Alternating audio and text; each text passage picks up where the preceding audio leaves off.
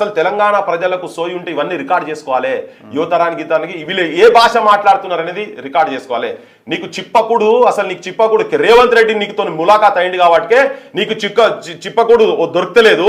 దొరికేది ఉంటే నీకు ఈ భాష మాట్లాడే పరిస్థితి ఉండకపోవు. నీకు నీ ప్లేట్లలో రాళ్ళు గిల్లని మాట్లాడుతున్నావు కదా దుర్మార్గంగా.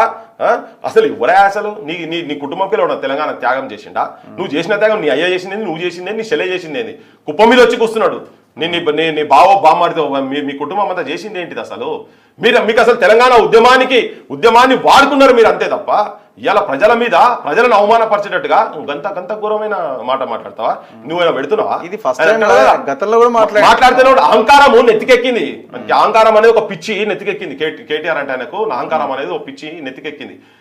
ఈయన సంపాదిస్తే తింటురా జనం? ఎవరి కష్టం వాడు చేస్తుండు భయ్.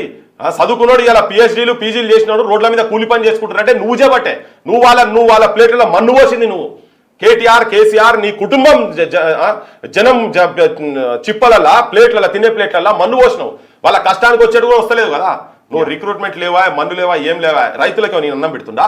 వాళ్ళు కష్టం చేస్తేనే కదా వచ్చేది. వాడు చదువుకొని పీజీలు చేసినోడు రోడ్ల మీద కూరగాయలు అమ్ముకుంటుండు భయ్. వాళ్ళ కష్టంతో తింటున్నారు, వాళ్ళందరూ వాళ్ళ కష్టంతో తింటున్నారు. వాళ్ళకి రావాల్సిన హక్కులు రానియాలి కదా. ఇంటికో ఉద్యోగం అని చెప్పినావు. ఎవరికి ఇచ్చినావు? కాంట్రాక్ట్లు ఎవరికి పోయినాయి? మొత్తం ఆంధ్ర సెటిలర్స్కే కదా నువ్వు చేసింది. ఏ తెలంగాణకి ఇచ్చినావు నువ్వు? ఇంకా ఉల్టా ఈ భాష మాట్లాడుతుంది, జనం లోపల రిజిస్టర్ అవుతుంది. ఇటువంటి వాళ్ళని రాజకీయంగా పర్మనెంట్ గా భూస్థాపితం చేయాలి తెలంగాణ ప్రజలు.